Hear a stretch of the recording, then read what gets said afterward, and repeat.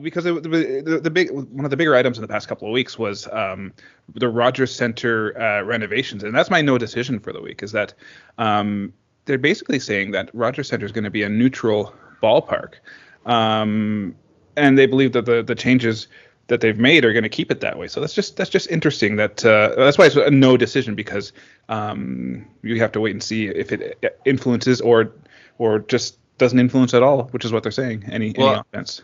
I don't quite get that, because I thought that the Rogers Center was always seen as a hitter's ballpark, and that the changes haven't really changed that. Here's the thing, that's the way I read it. Here's the thing: Rogers Center has one of the biggest foul territories. Yes. In I'm not sure if it's just the AL, but maybe in baseball in general, like a lot the foul territories are shrinking. Like you've got Oakland, you've got I think Toronto was the second largest after Oakland. Yeah, I'm not sure about Colorado. I think maybe San Francisco has a larger foul territory, and maybe even Tampa. I'm not 100% sure on that, but yeah, it's a sneaky large foul territory. And I think that's one of the things that they're going to tackle next offseason with the renovations. Yeah, this year was just the outfield, but that's what I remember reading when they announced all the renovations, was that when they get around to the lower bowl, the foul territory is going to be reduced, and that's where it came out, where they said that they had the second largest foul territory. Yeah. So, do you want to talk more renovations, or hold that off until a little later? No. Why don't we continue with the renovations?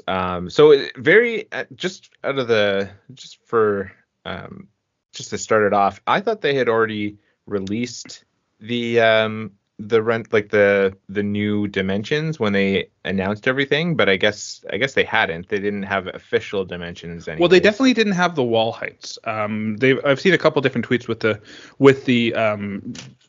the new definitions and distances.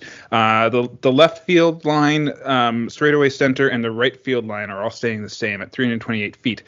But the wall on the left field is being raised to 14 feet 4 inches.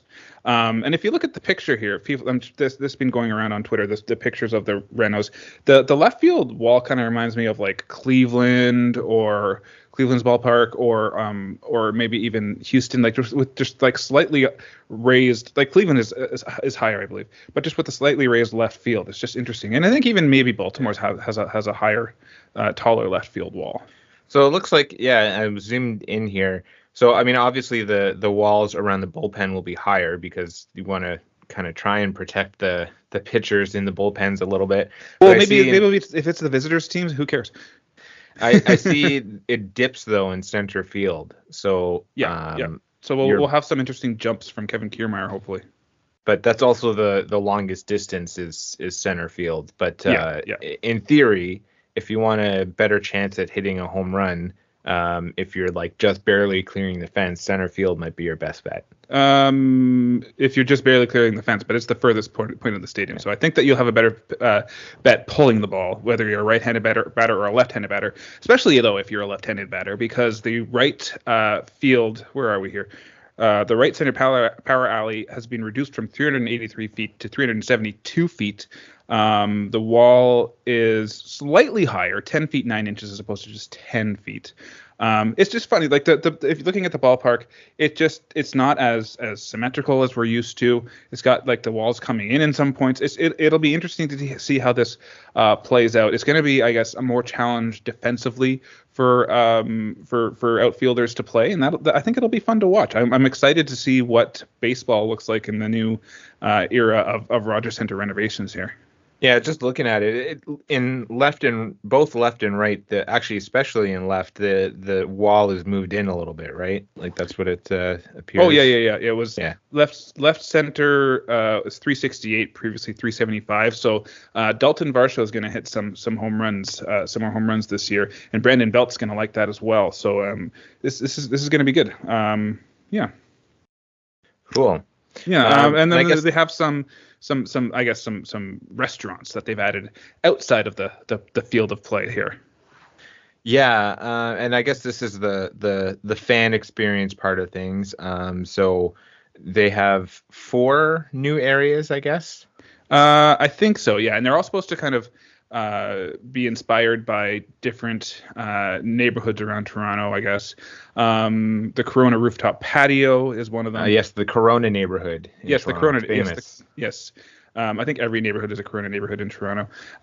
It's designed to feel like a rooftop patio, and it's what does it say here? This is going from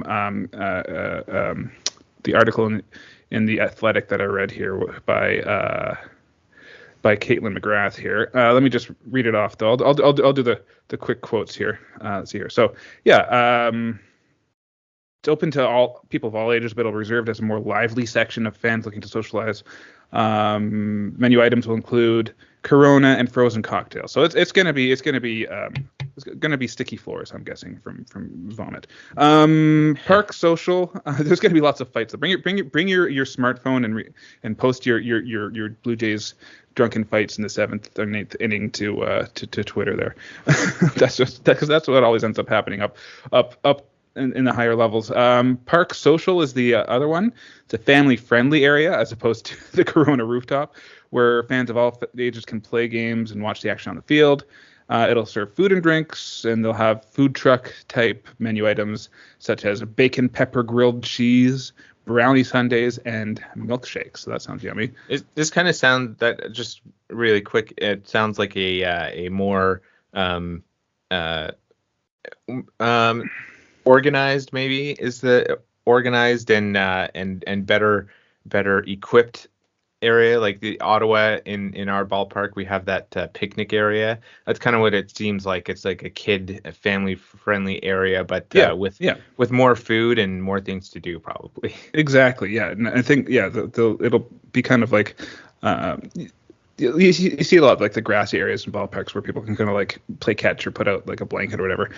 So they have another one called The Stop, which takes inspiration from Toronto's transit system as a nod to stadium history. I guess initially they wanted to have a GO train going through when it was first Sky Dome, but that never happened. The menu items will reflect Toronto's different neighborhoods and include Jamaican beef patties, banh mi sandwiches, and signature cocktails. So that's interesting.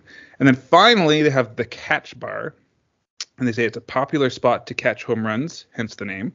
Menu items will include classic cocktails and trendy bite-sized foods such as mac and cheese with Montreal smoked meat, Cuban sandwiches, and brioche pretzel bites. So they're not going with Toronto smoked meat? I don't think that's a thing. I think it's just Montreal smoked meat. That might be a roadkill. I don't know. I don't. Yeah, maybe. Or maybe it's just like whenever they beat the Tigers when they come into town. Who knows?